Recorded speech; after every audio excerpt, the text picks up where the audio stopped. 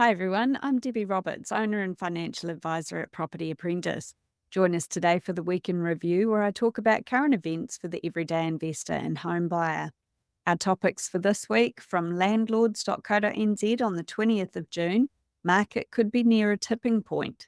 From interest.co.nz on the 19th of June, New Zealand's biggest rent increases have come in cyclone-affected Gisborne and Hawke's Bay. Third topic from RNZ on the 19th of June, granny flat change could make home ownership more obtainable, supporters say. Fourth topic from Oneroof on the 20th of June, ex-housing minister, rare moment of political agreement torpedoed by Christopher Luxon. And topic number 5, Corelogic 20th of June, persistent market challenges despite easing lending and tax rules. So first up this week, from landlords.co.nz on the 20th of June, market could be near a tipping point. For the first time in over 3 years, more people expect interest rates to fall rather than rise, but uncertainty remains about whether it's a good time to buy a house. ASB's latest housing confidence survey highlights a directionless housing market, high debt servicing costs, abundant listings, and upfront affordability challenges, making the decision to buy complex.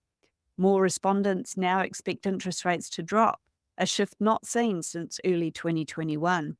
A net 1% anticipate a fall in rates, down from 15% in January 2024. Kim Mundy, ASB senior economist, notes that sentiment on rates is a crucial indicator of future price trends and potential turning points. For instance, the shift in rate expectations in late 2020 to 2021 preceded a peak in house price growth by mid-2021. ASB will closely monitor these expectations in the coming quarters. However, OCR cuts are not expected until February next year by most economists, contributing to the current expectation that house prices will remain stable in the near term, although I suspect that the OCR cuts could happen before the end of this year. Fingers crossed. Anyway, right? The broader economic context also plays a role, with Mundy predicting weak economic growth and rising unemployment in 2024, which could dampen housing demand. Despite this, growing confidence and falling interest rates may boost market activity. ASB anticipates a significant rise in house prices only when the Reserve Bank signals imminent OCR reductions. My opinion on this is, at the moment, if you're in a position that you can get lending, there's plenty of properties on the market, plenty of choice, and very little competition from other buyers. However, when the market turns, it can turn quite quickly. I certainly wouldn't expect to see a significant increase in house prices in the short term, but stranger things have happened in the property market, and none of us have got a crystal ball to know exactly what's going on.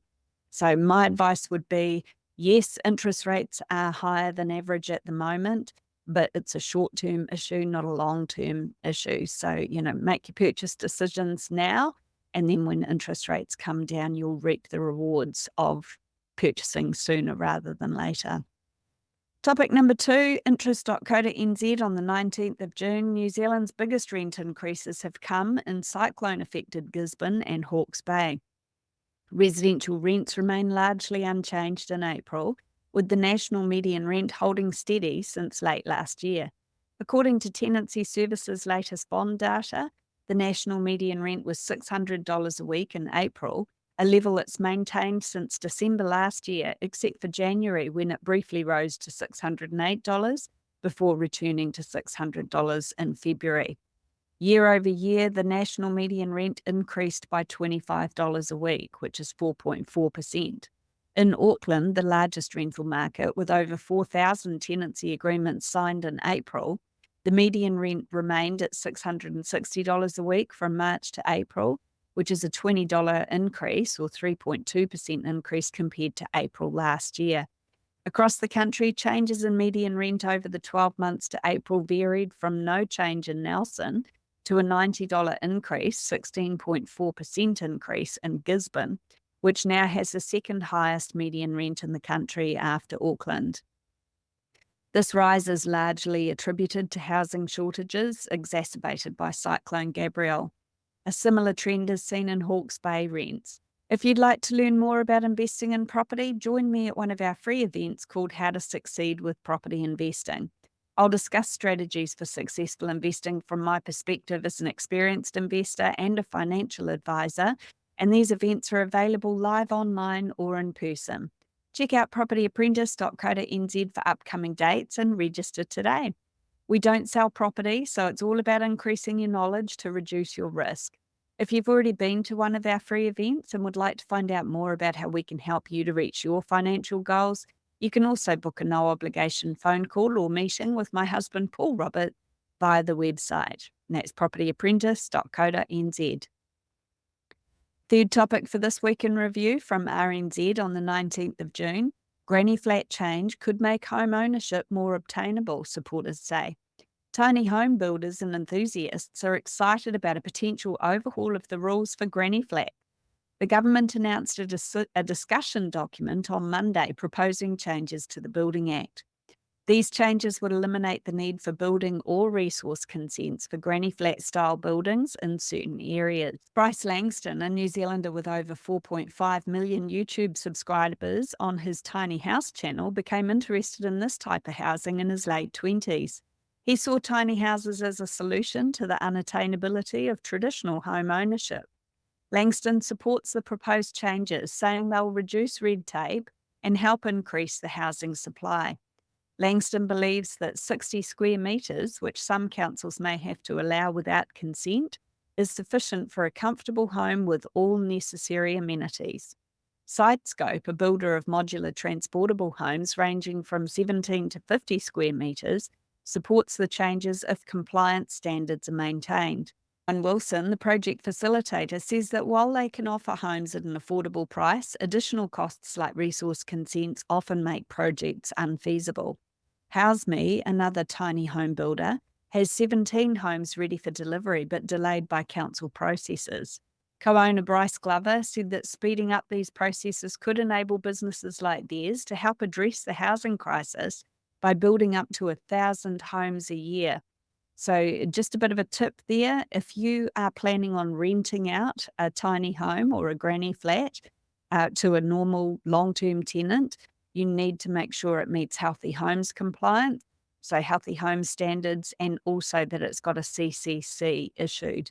Without that, you can't legally rent it out as a separate dwelling. However, you could rent it out by Airbnb or by short-term rental accommodation.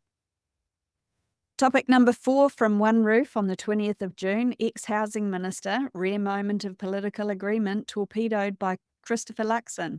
Megan Woods describes National's U-turn on density rules as an incredibly damaging moment. The housing crisis, acknowledged across political lines, often appears to be a political football. Woods, former housing minister, notes that while the housing portfolio is complex, it doesn't have to be overly political. Wouldn't it have been nice if she'd stuck to that policy while she was in power? In 2021, Woods played a key role in a bipartisan agreement with National on backyard density rules, allowing 3-storey dwellings on all residential land in main cities. However, in May last year, National, led by Christopher Luxon, suddenly backtracked on this agreement, despite initially supporting it. Woods was approached by National's Nicola Willis and Judith Collins and was willing to cooperate. She views National's withdrawal as a damaging political move, emphasising the need for long-term cooperation and consistent policy. Current Housing Minister Chris Bishop has stated that the government's position on medium-density residential standards is too blunt and that councils should have more discretion over density.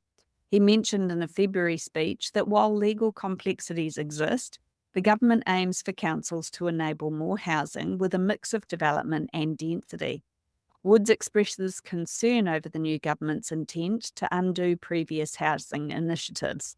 She fears cuts in public housing funding will negatively impact the construction sector and skilled labour availability. She also critiques National's plan to end the Kiwi Build policy, because that was such a massive success, and reverse Labour's removal of interest deductibility for landlords, because that created a massive shortage of rental properties. She's arguing that those moves will harm housing supply and affordability. I just don't even know where to start with commenting on that one, so I'm not going to. Both parties agree on the importance of infrastructure, but they do have different approaches, thank goodness. Woods highlights the interconnectedness of housing policies and worries that National's populist culling of programs overlooks these connections. Bishop, on the other hand, emphasises the moral need for housing reform, pointing out that the housing shortage has trapped people in poverty and increased inequality. Couldn't agree with that more. He argues that falling house prices, while potentially problematic for current homeowners, would make housing more affordable for first home buyers, reviving that dream of property ownership. And if I can add something to that, increasing the supply of rental properties will make renting more affordable as well without driving the rental prices up because of lack of available rental properties. And, when we reduce the inflation in market rents, that also helps inflation, and it also will help first home buyers to save a deposit. So my opinion on this, good move by the National Coalition government. Topic number 5 from Corelogic on the 20th of June, persistent market challenges despite easing lending and tax rules. New Zealand's property market has shown a modest recovery in sales volumes recently, but overall activity remains subdued with high listings and stabilising prices, according to the Corelogic New Zealand June Housing Chart Pack. Corelogic New Zealand's chief property economist Calvin Davidson noted that while new listings have been solid, they're adding to existing inventory levels, giving buyers more negotiating power. This trend is reflected in the Corelogic House Price Index, which has seen slight declines recently, particularly in Auckland, Wellington and Tauranga, although some areas did experience price increases in May. Total housing stock is up 15.8% from last year and 27.6% from the 5-year average, indicating ample choices for buyers. First home buyers continue to account for 25% of purchases, benefiting from lower prices and accessible finance options. Relocating owner-occupiers also maintain a stable market share, with signs of increasing activity due to greater listing availability. Davidson highlighted regulatory changes impacting the market, including the removal of first home grants, upcoming debt-to-income ratio caps, and loosening loan-to-value ratio rules, although their immediate impact is expected to be limited amidst persistently high mortgage rates.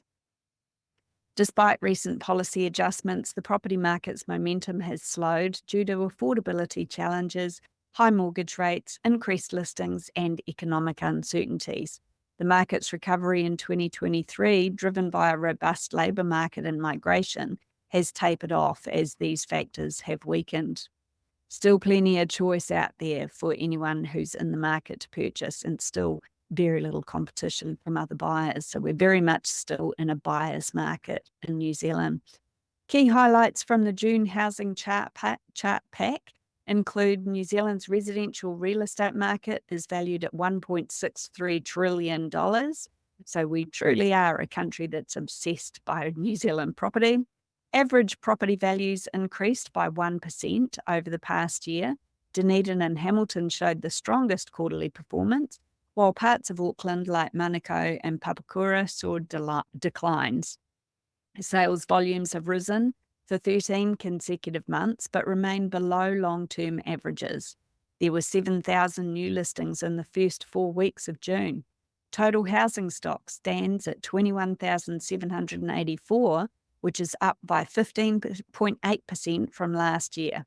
National rental growth has slowed to 3.8% annually, which is great news for tenants out there. Gross rental yields have stabilised at 3.2%, but it is important to point out that that does not mean that every rental property has rental yields that low. There are certainly still opportunities out there to get much higher yields than that if you know where to look and what to do with properties.